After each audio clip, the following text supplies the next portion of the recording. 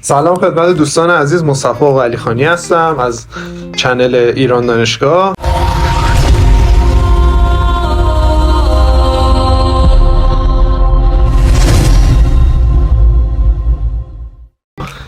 امروز اولین ضبطمونه. در خدمت دوست عزیزم آقای سینا بابانژاد هستیم که این کار رو دوتایی استارت زدیم و حالا قراره که یه صحبتایی بکنیم. صحبتای اولیه است که حالا شما دوستانی که دارید ما رو تماشا میکنید به سوالات ذهنیشون پاسخ بدیم و اینکه کلا در مورد کارمون تو صحبتی بکنیم. سینا جان ما در خدمت.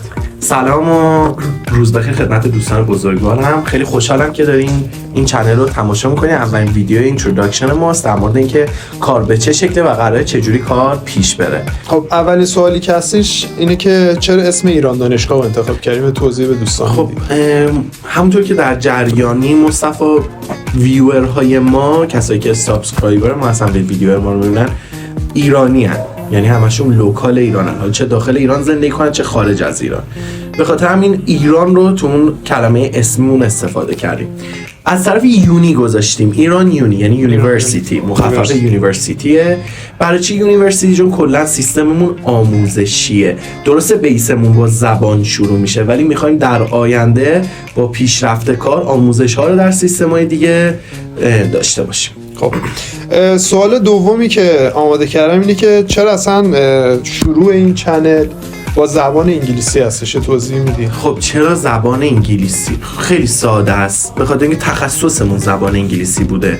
ما چندین ساله داریم زبان انگلیسی کار میکنیم. چه بهتر که استارتش رو با زبان انگلیسی بزنیم، چیزی که زندگیمون رو روش گذاشتیم و خب خیلی روش میشه گفت اسکیل داریم و اکسپرتیم و باید روی این حوزه کار کنیم. دقیقاً درسته. حالا ما زبانمون رو چه حالا از شروع اینکه خودمون زبان رو یاد گرفتیم با هم زدیم، چه توی حالا از بچه چه توی تأسیس مؤسسه و اینکه خودمون آموزش زبان رو شروع کردیم. سوال بعدی هستش اینه که قراره چه نوآوریایی داشته باشه این چنل ما برای دوستان و قراره که چه چیز جدیدی رو وارد آموزش زبان انگلیسی بکنیم. خب ببینید دوستان، نوآوری که من میتونم اسمش رو بیارم اینه که همه چی ما قرار اسکیجول بندی شده باشه. یعنی چی؟ یعنی شما خودتون رو در جایگاه یک شخصی میبینید که برای اولین بار داریم وارد یک مؤسسه زبانی میشیم و میخواین یه سری کلاس‌ها رو ثبت نام کنیم و زبان رو یاد بگیریم. دقیقاً از همون بیس، از جلسه اول تا انتها، تا اون سطح ادوانسی که اون زبان رو بخوان یاد بگیرین بهتون آموزش داده میشه. یعنی شما راحت تو خونه با یه چنل یوتیوب قراره یه آموزش یک زبانی رو صفر تا صد داشته باشین.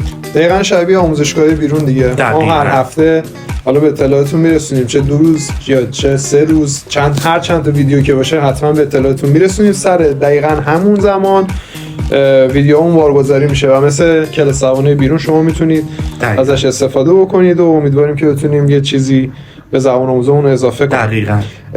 حالا سوال بعدی هم که هستش اینه که برنامه آموزشیمون به چه صورته؟ یه توضیح میدید؟ خب ببین، آموزشامون رو 2 بخش کردیم. یه بخش جنرال کردیم که شما به عنوان یک زبان آموز میایین و یه سری کلاس‌هایی رو شرکت میکنین و یه آموزش‌های جنرالی رو توی سیستمی تو مثلا 30 جلسه آموزش میبینید.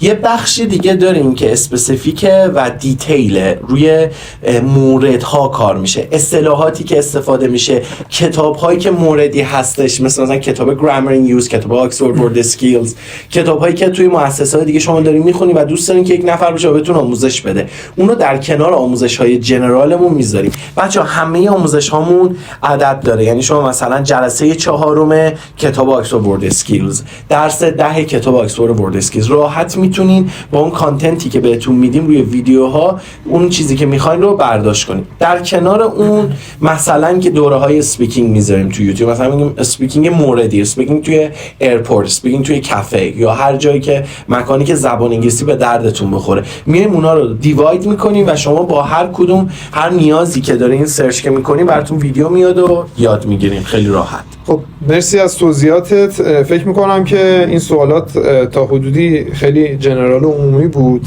و امیدوارم که بیشتر سوالات ذهنی دوستانمون رو جواب داده باشیم.